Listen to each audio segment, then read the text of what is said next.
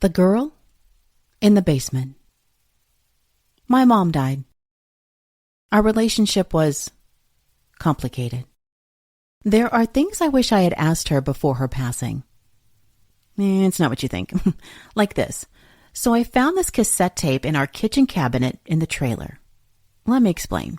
Clearly the tape recorder it came from had been hidden in the neighbor's outbuilding where local farmers gathered to shoot the shit. It was in a Morton building. It's a large metal building used to store like machinery and tools, and a corner had been carved out with fold-out chairs where neighbor guys could gather and gossip and drink beer. As a young teen, I snuck that cassette tape from the kitchen cabinet to my bedroom and listened to it over and over. I knew all the players. There was a lot of cussing, but nothing important on it to me. What was my dad hoping to hear from old Barney Barnhart's place? Did my dad hide that tape recorder in there? It wasn't really his hangout. Did he ask someone to do it? Yeah, I don't know. I don't know. That's probably my origin story, if I'm being honest. There's no guarantee my mom knew the answer or would have told me the truth. My dad died years ago. I think about Jeanette, though, and her mother, who's alive. Jeanette asking all the questions and never feeling like she's getting the right answers. And all those deaths. But Jeanette has never fully confronted her mother about the girl in the basement. She's danced around it in her own way. I see that in emails. Jeanette hired a PI firm to try and get some answers about the babysitter. They found she died, but later, she was in her 40s. Nothing that led Jeanette to real answers. And yet, her mom is right there. Will Jeanette ever really know what happened in that house in Holt Summit? Rayanne, Jeanette's lifelong friend, says when Dennis, Jeanette's dad, died, there was a shift. It was almost like opening Pandora's box. Like she couldn't hold it down and away anymore. It just kind of was huge. And I don't want to say all consuming, because she on purpose made sure to keep control and be able to, work and react with family and do all of those things that bring sanity to your life. Stay close with friends. She's always been very good about keeping connections with friends, just like when she would write letters when we were in high school, and she would even keep writing even though I didn't. She's always been really good about that. But I remember when her dad died, it was really a huge can opener. So much unresolved. Previously on The Toll. Poison. Control. Emotions thrown, but no real tears ever. I can't go around the hospital with all this cash. There was a case where a lot of us were sick. They really are baffled. If it is cancer, they cannot find it. Nobody was able to make it because everybody was sick and just throwing up, diarrhea. I'm an award-winning journalist who has spent decades chasing stories and investigating cases across the Ozarks. It's tragic, really. I don't believe in coincidence. We all have a story. Nobody was able to make it because everybody was sick. A dark secret wrapped in emptiness and regret. Within a year, her entire nuclear family died. You know. Tons and tons of chemicals. The Toll. I'm Nancy Simpson. It's February 19th, 2008. Dennis's body is being exhumed in Missouri. Jeanette's dad, husband number one, 18 years after his death.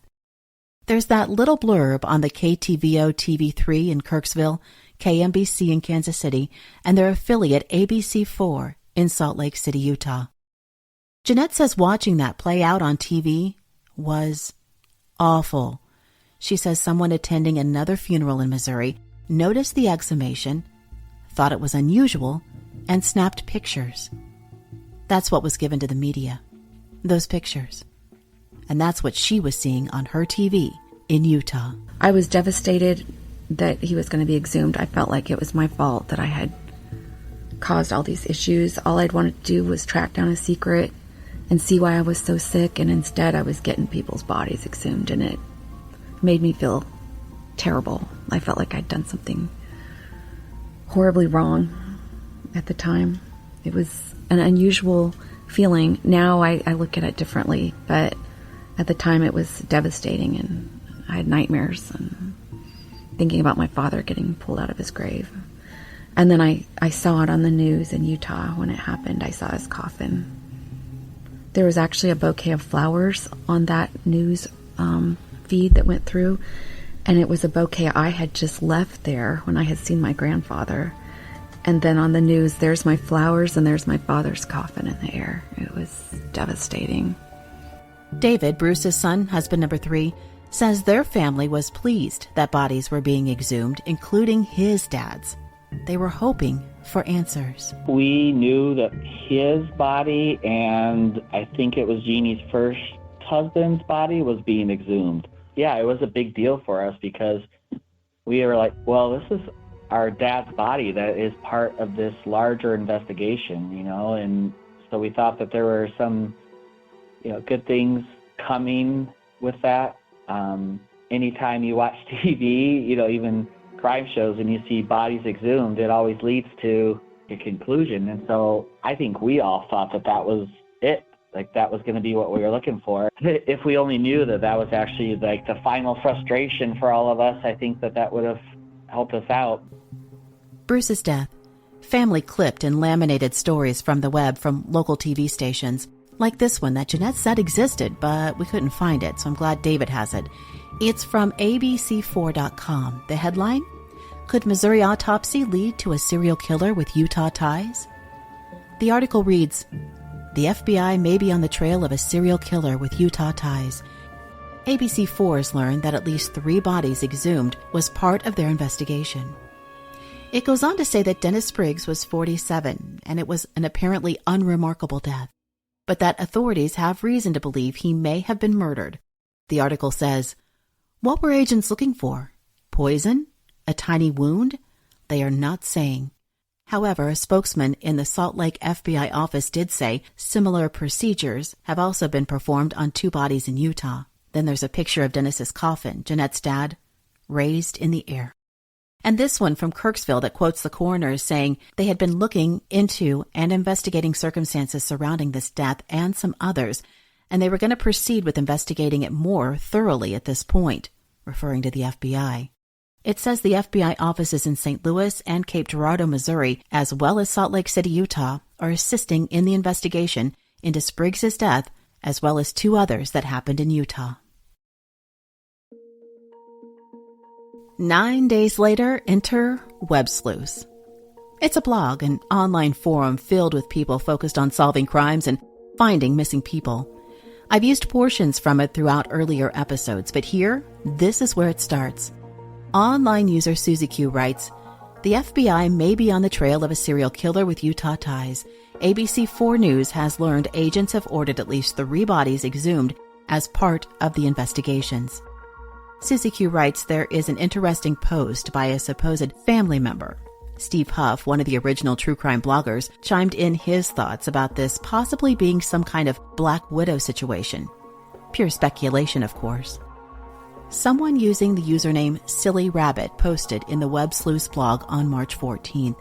It says a good friend who has ties to the family told them, quote, Mr. Spriggs' wife at the time of his death is the suspect in the case.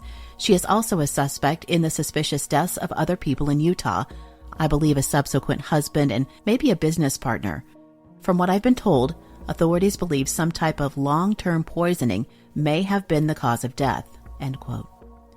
Then here comes Melissa, Jeanette's long-lost cousin, on this forum. She wrote, I am a distant relative of Dennis Spriggs. I am not just a supposed family member, just wanted to set the record straight. On a TV website, Melissa wrote that she was related to Dennis. She was a distant cousin. Jeanette tracks her down. Other media started poking around. April 2008, Melissa logs onto Websleuths and gives famous crime blogger Steve Huff Jeanette's info. She okayed it, thinking he might have more information. 4 days later, he starts a blog on this story, and that's when Jeanette was thrust into something far out of her comfort zone. and the FBI told her to keep quiet, remember. There was never a gag order. She was just trying to do the right thing. Cousin Melissa, outlines some things she's found out and then blurts, "It's driving me crazy. I will tell you her name is Jeanne." Steve Huff does his thing and outlines so much, like Dennis, Roy, Doris, Jeannie's mom, Bruce, Oscar, who is Louis, Jeannie's dad. And he wonders why news agencies haven't been following this story yet. I have an email from Mark Nozak to Jeanette, the private investigator she hired to look into her mom.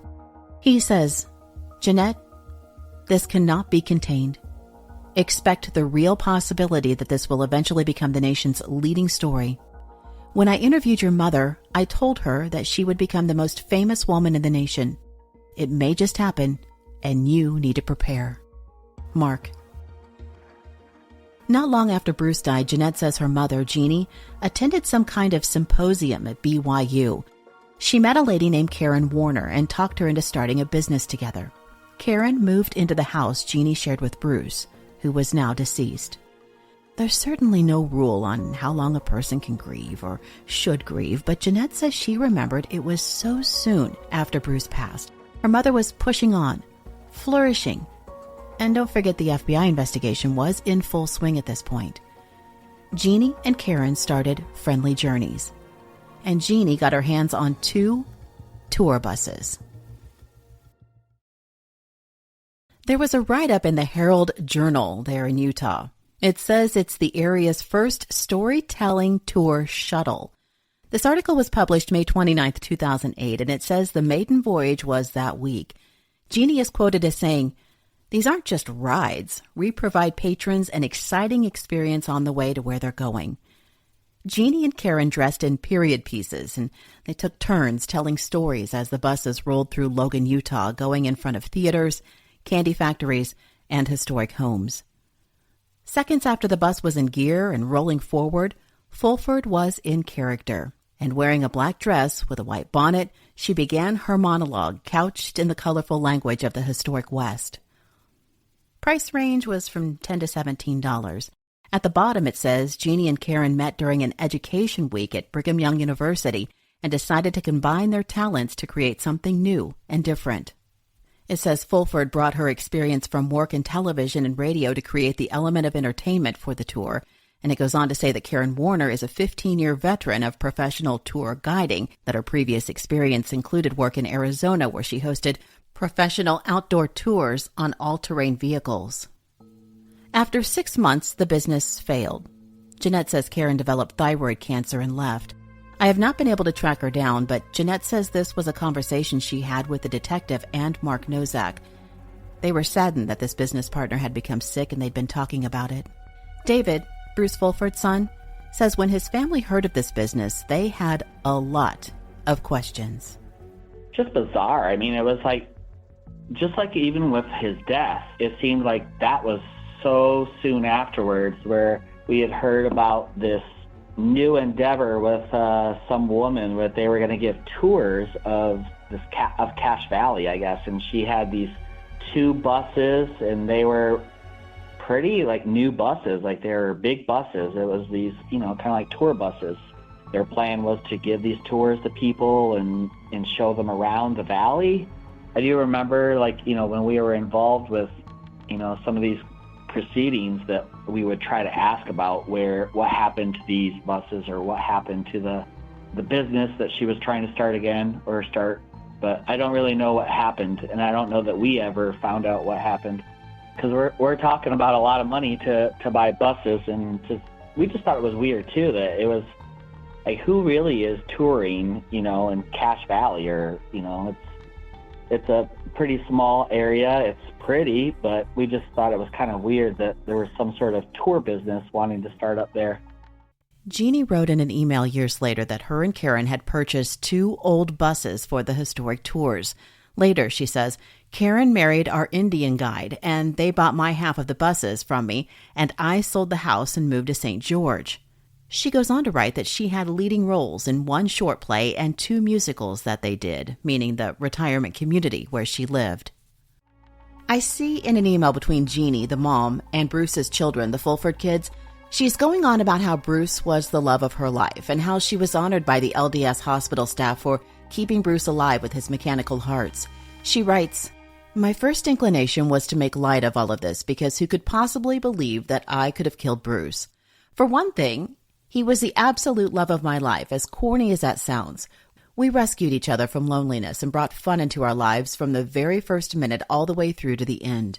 He could be grouchy, and I could be hard to live with, but we were meant to be together." And she goes on to write, "I have an interview with the FBI scheduled for later this week or the first of next. They will question me about Bruce's death, plus my first husband's death and other accusations. I want to cooperate," that's with a hyphen, not cooperate, but cooperate, "with them as fully and completely as possible to get this over with as quickly as I can. I will sign the paper to exhume Bruce, but I will also present evidence to them showing them why I do not think it is necessary." And then she writes this, "I apologize for putting you in such an awkward situation. Jeanette has needed mental care for a long time, and I have been avoiding taking action. The beginning of the investigation was arsenic on her daughter's Easter candy last summer. Someone put the poison on the candy, and it wasn't me. So the result of this investigation will probably be that Jeanette may be arrested or put into a mental facility. This is not going to have a happy ending, no matter how it turns out."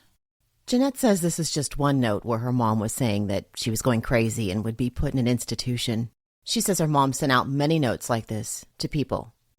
Remember, Jeanette was told to keep quiet by the FBI and not talk to anyone about the case. And that meant Bruce's children, too, who she really didn't know very well to begin with. Jeanette says they reached out first, but she refused to respond until the FBI told her it was okay to talk to them.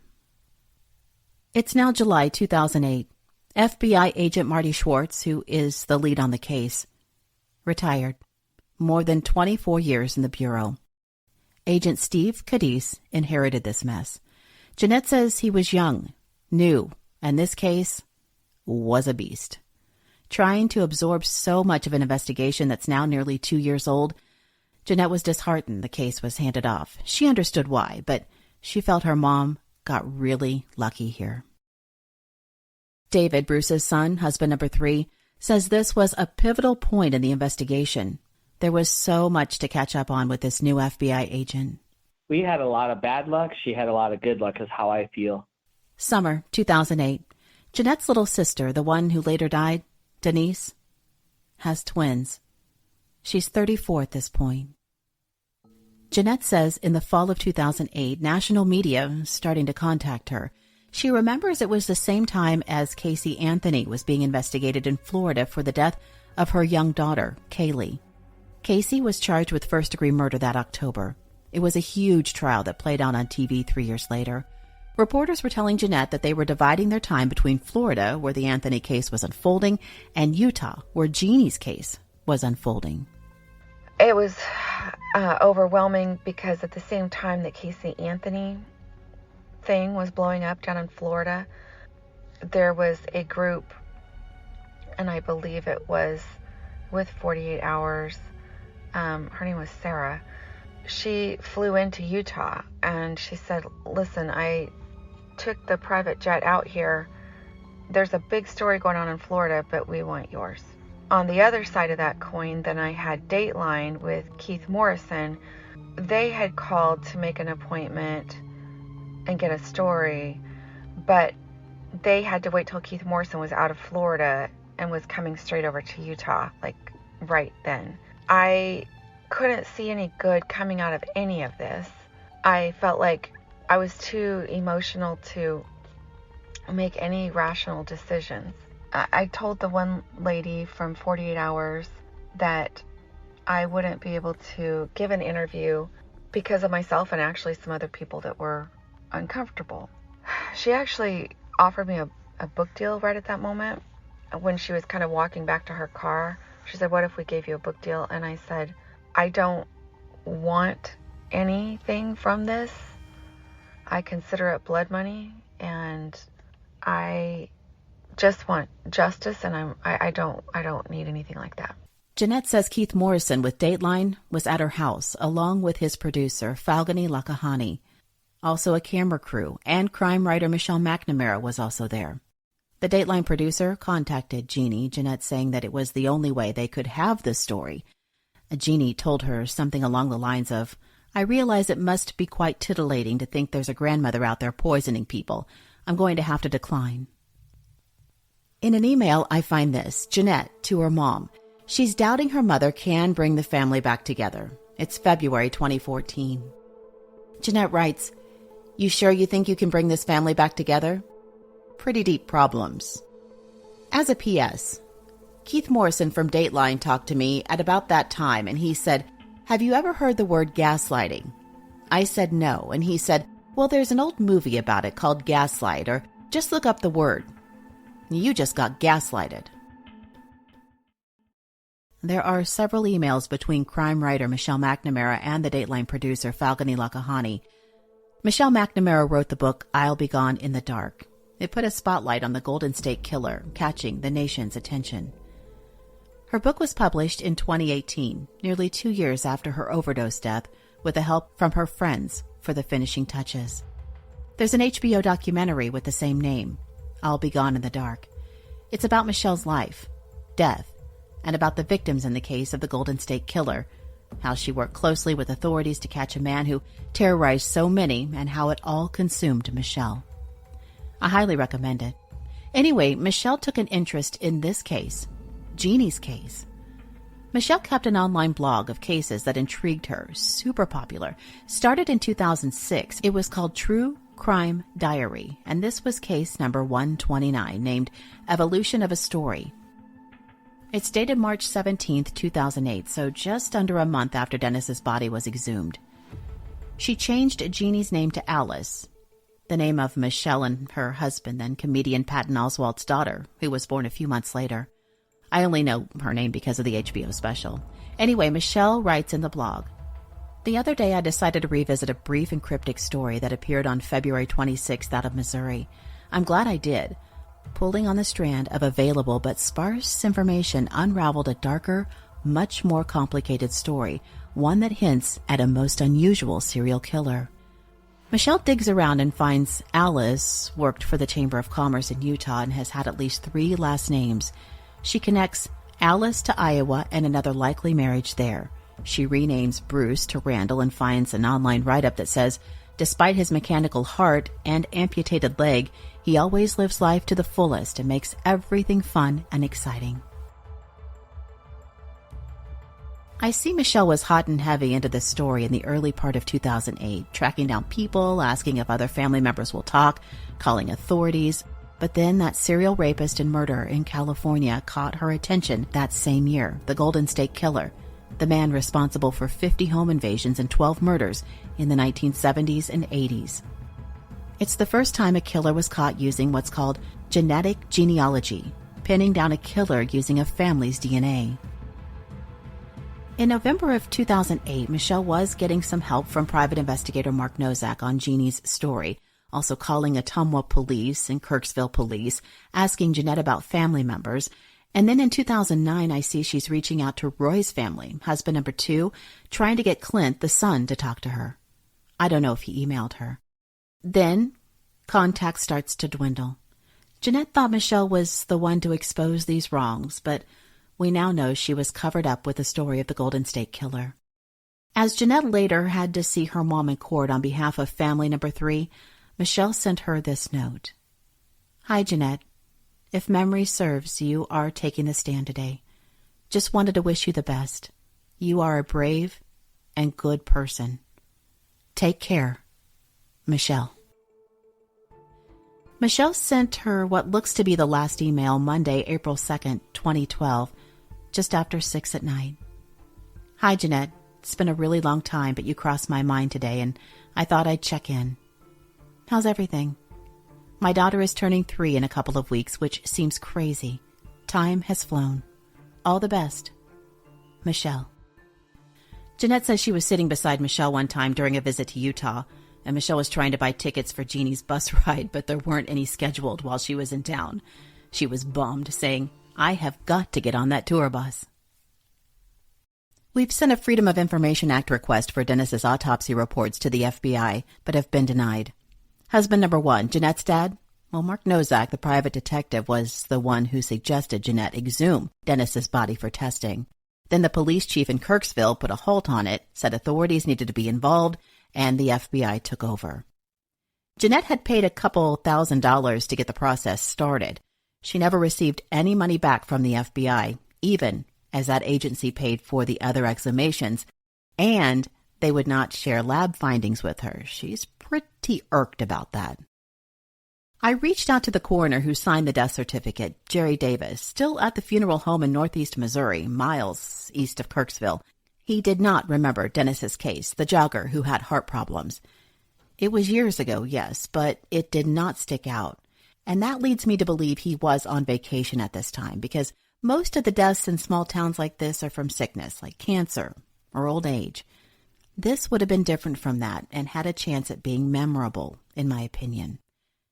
Davis told me it's customary for the sheriff to fill in for a vacationing coroner, and if Jeanne told the sheriff that Dennis had chest pains in the past, then it would be up to the sheriff to determine if an autopsy was warranted. He suggested I try and get the report from that day from the sheriff's office. I asked Davis, Dennis's body was exhumed by the FBI years later.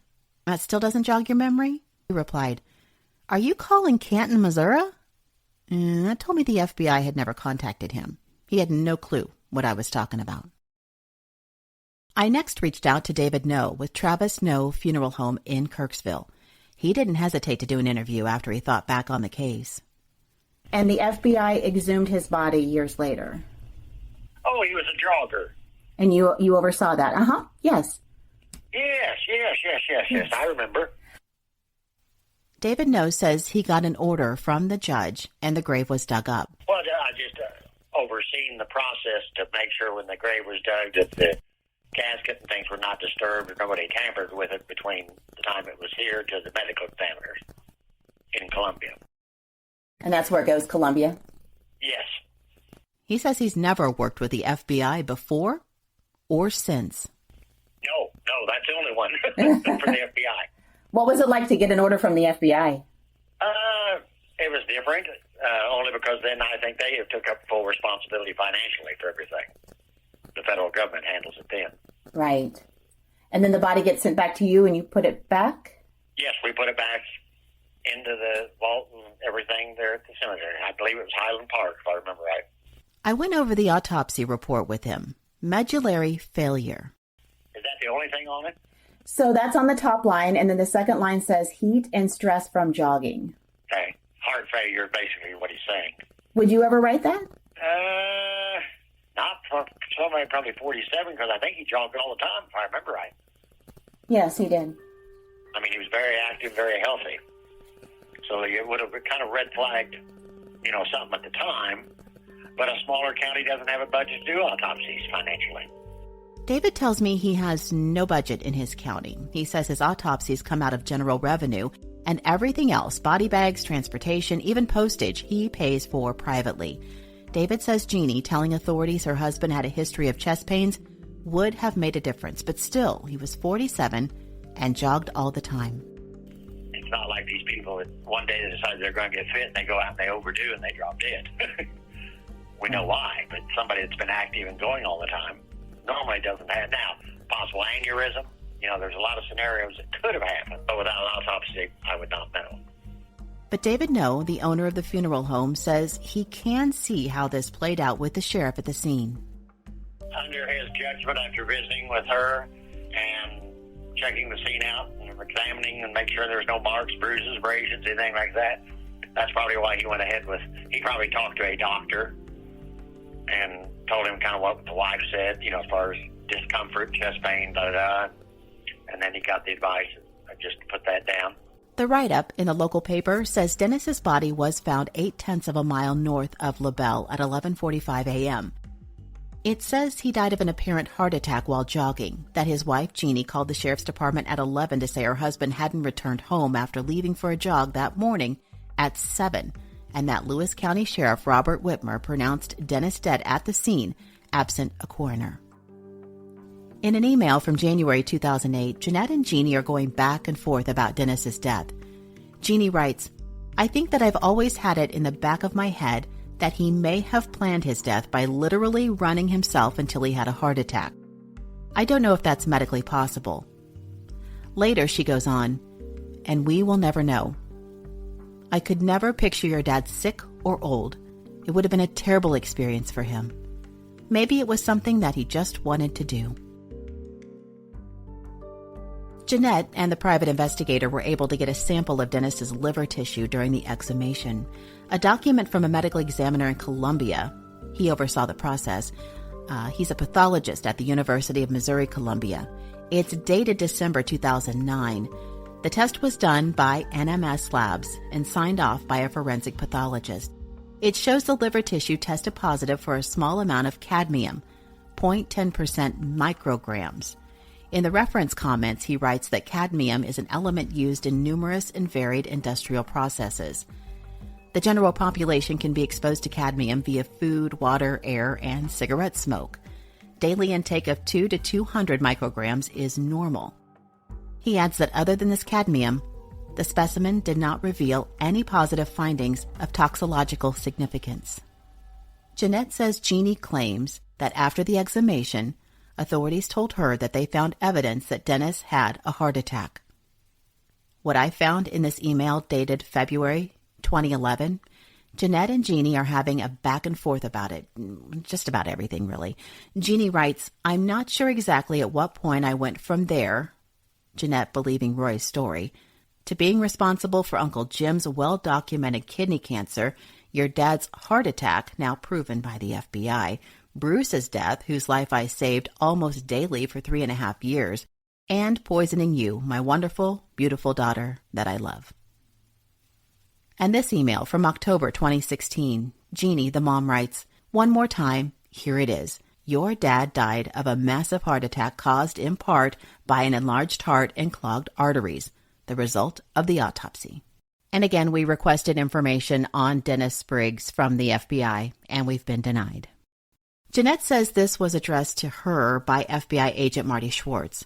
He said he didn't know where Jeanne got this information and that it wasn't from the FBI, maybe preliminary findings from a local lab. But what intrigued him, he said to her, was that Jeanne was calling around, worried, wanting to get results.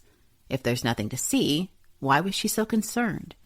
And if Dennis's heart was enlarged and showed signs of distress, something could have brought that on. She says the agent's main message to Jeanette at the time was, do not let this confuse you. Something could have caused the heart issue. The weekend in July 2022, when I went to northern Missouri with Jeanette on the 30th anniversary of her dad's death, we drove to the spot where the sheriff found Dennis's body. She had to get her bearings, went up and down the area a couple of times. Jeanette says her mom always told her there was a posse rounded up at the local coffee shop to go looking for Dennis. She doubts that happened. Jeanette starts going through her dad's morning in her mind and saying it out loud, and then tearing apart her mom's story. Because I just remember thinking, I don't understand why nobody saw him if there had to be a big search. A map, a house, a road.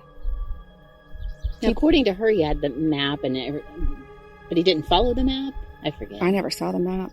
But, I mean, when she said it's a real thing to get lost on all these country roads in LaBelle, I was thinking, there's a water tower, right? Missouri Cheers. I mean, there's a water tower. Like, how far are you going to go? Are you going to, like, Macon? Are you going to Edina? Or, I mean, where are you headed? We were standing exactly where Dennis's body was found. It was a ditch with grass. Then at the bottom of the ditch was concrete, a trench, an additional dip his body had settled into.